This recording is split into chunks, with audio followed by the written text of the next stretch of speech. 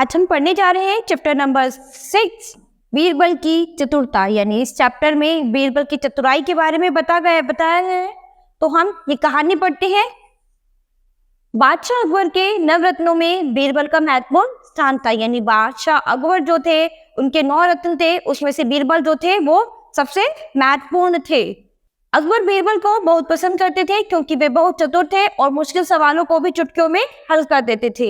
अकबर जो थे वो बीरबल को बहुत ज्यादा पसंद करते थे क्योंकि वो बहुत ही ज्यादा चतुर थे और सभी सवालों का जवाब एकदम चुटकियों में दे देते थे।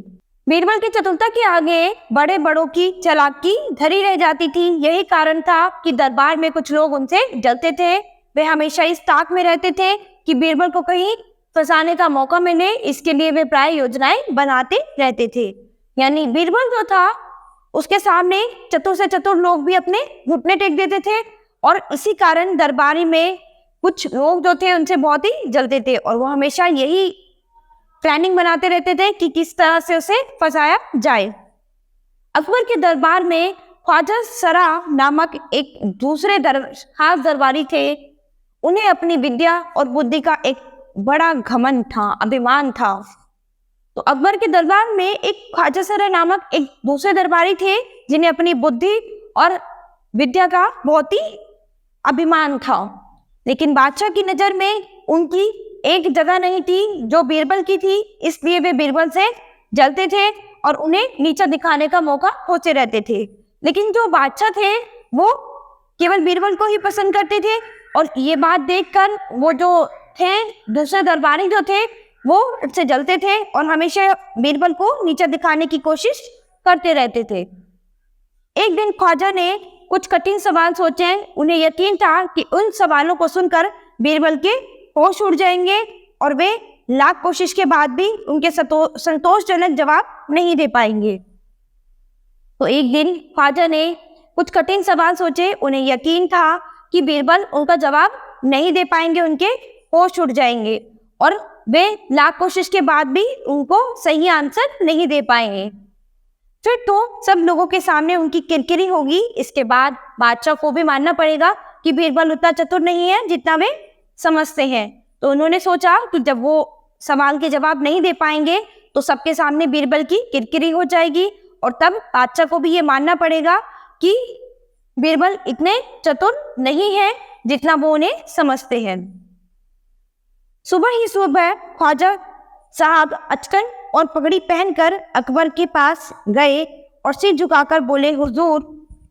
तो सुबह सुबह ख्वाजा साहब जो थे वो अचकन और पगड़ी पहनकर अकबर के पास गए और सिर झुकाकर बोले, हुजूर, बीरबल बहुत बुद्धिमान बनता है, आप भी उसकी चिकनी चुपड़ी बातों के झांसे में आ जाते हैं। मैं चाहता हूँ कि आप मेरे 3 सवालों के जवाब मुझसे पूछें, फिर आपको उसके दिमाग की गहराई का अंदाजा हो जाएगा। आज ही उसकी कलई खुल जाएगी। अब जो ख्वाजा जो थे वो बादशाह से बोलते हैं कि बीरबल अपने आप को बहुत ही चालाक समझता है, वो आपको हमेशा अपनी चिकनी चुपड़ी बातों में फंसा लेता है। अब मैं उसके लिए 3 सवाल लेकर आया हूँ, आप उससे पूछो और उसकी दिमाग की गहराई का अंदाजा लगाओ। आज ही उसकी सारी कलई खुल जाएगी, यानी उसकी सारी पोल खुल जाएगी कि वो कितना बुद्धिमान है। अकबर बहुत बुद्धिमान थे। वे समझ गए कि ख्वाजा ईर्ष्या की आग में फूंका जा रहा है। ख्वाजा की बोलती बंद करने के लिए उन्होंने बीरबल को वहीं बुला लिया। अब अकबर जो थे वो बहुत ही बुद्धिमान थे। वो समझ गए कि ख्वाजा जो है वो उससे जल रहा है बीरबल से। तो उन्होंने ये देखा तो उन्होंने तुरंत बीरबल को वहीं पर बुला लिया। जब बीरबल आ गए तो अकबर ने कहा, बीरबल, ख्वाजा साहब तुमसे 3 सवाल पूछना चाहते हैं, क्या तुम इनके सवालों का जवाब देने के लिए तैयार हो? तो जैसे ही बीरबल आए तो अकबर ने कहा कि जो एक ख्वाजा साहब हैं ये तुमसे 3 सवाल पूछना चाहते हैं, तो क्या तुम इनके सवालों का जवाब दे पाओगे? बीरबल बोले, जहां पना मैं पूरी कोशिश करूंगा, ये अपने सवाल पूछे। तो बीरबल बोलते हैं कि मैं पूरी कोशिश करूंगा, आप सवाल पूछिए। अकबर ने ख्वाजा से कहा, ख्वाजा साहब अपना पहला सवाल पूछो। ख्वाजा पूरे जोश में बोले, पहला सवाल है कि धरती का केंद्र कहाँ है? तो अब वो पहले सवाल पूछते हैं बीरबल से कि धरती का केंद्र कहाँ है। बीरबल ने तुरंत अपनी छड़ी की नोक जमीन पर टिका कर कहा, धरती का केंद्र यहाँ है। तो ख्वाजा बोले आप कैसे कह सकते हैं कि धरती का केंद्र यहाँ है? तो अभी बीरबल जो थे उन्होंने अपनी छड़ी की नोक जमीन पर रखी और बोला कि धरती का केंद्र यहाँ है। तो अभी ख्वाजा बोलते हैं कि आप ये कैसे कह सकते हैं कि धरती का केंद्र यहाँ पर है? तो बीरबल ने कहा अगर आपको शक है तो नाप कर देख लो। ख्वाजा इतनी बड़ी धरती को कैसे नापे? वे अपना समूह लेकर रह गए। फिर थोड़ा संभल कर बोले अच्छा मेरे दूसरे सवाल का जवाब दो। अब जो ख्वाजा थे वो इतनी बड़ी पृथ्वी को नाप नहीं सकते थे, इसलिए उनका मुंह खुला का खुला रह गया। फिर उन्होंने थोड़ा संभल कर बोला कि ठीक है चलो मेरे दूसरे सवाल का जवाब दो। बीरबल ने कहा हाँ हाँ दूसरा सवाल पूछो। तो ख्वाजा ने पूछा आसमान में कितने तारे हैं? बीरबल ने एक भेड़ मंगवाई और बोले इस भेड़ के शरीर पर जितने बाल हैं आसमान में उतने ही तारे हैं। तो जैसे ही उन्होंने कहा कि आसमान में कितने तारे हैं, तो आसमान में तारे तो अनगिनत है, उसको कोई भी गिन नहीं सकता।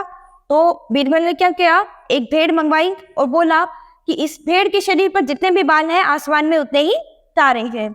तो ख्वाजा बोले आप ऐसा कैसे कह सकते हैं? तो बीरबल ने कहा अगर आपको मेरी बात में शक हो तो इसके बालों को गिनकर तारों की संख्या से मिलान करके देख सकते हो। तो अब बीरबल ने कहा कि यदि आपको मेरे पर कोई संदेह है तो आप एक काम करो, इस भेड़ के सभी बालों को गिनो, फिर सारे तारों की संख्या को गिनो और मिलान कर लो। ख्वाजा क्या कहते? कुछ नहीं बोले। भेड़ के बाल गिनना संभव नहीं था। तो ख्वाजा इस पर कुछ नहीं बोल सके क्योंकि इन्हें पता था कि भेड़ के बाल गिनना असंभव है, वो उसके बाल नहीं गिन सकते हैं। वे बोले चलो इस बात को छोड़ो, अब मेरे अगले सवाल का जवाब दो। तो बीरबल ने कहा पूछो। अब वो अपना तीसरा सवाल पूछते हैं। तो बीरबल ने कहा पूछो। ख्वाजा ने तीसरा सवाल पूछा दुनिया की आबादी कितनी है? तो बीरबल ने कहा ख्वाजा साहब दुनिया में हर समय मरना जीना लगा रहता है, इसलिए इसकी आबादी घटती बढ़ती रहती है। अगर दुनिया के सभी लोगों को एक जगह इकट्ठा किया जा सके तो उनको गिनकर सही गिनती की जा सकती है। तो बीरबल ने इसका जवाब दिया कि ख्वाजा साहब दुनिया में हर समय कोई व्यक्ति जीता है, कोई व्यक्ति मरता है, तो हम इसकी आबादी की कोई काउंटिंग नहीं कर सकते हैं, ये घटती बढ़ती रहती है। यदि हम सभी लोगों को एक जगह इकट्ठा कर लें तो हम उनकी गिनती कर सकते हैं। अब ख्वाजा को कुछ कहते ना बना, कहने के लिए नहीं बना, वे दुनिया के सभी लोगों को एक जगह कैसे इकट्ठा करते हैं, उन्हें बीरबल की बुद्धिमानी का लोहा मानना पड़ा। तो अब वो समझ गए कि बीरबल सच में बहुत ही बुद्धिमान है। यानी यहाँ पर हमने बीरबल की चतुराई और समझदारी के बारे में पढ़ा है, यानी वो कितने बुद्धिमान थे और समझदार थे।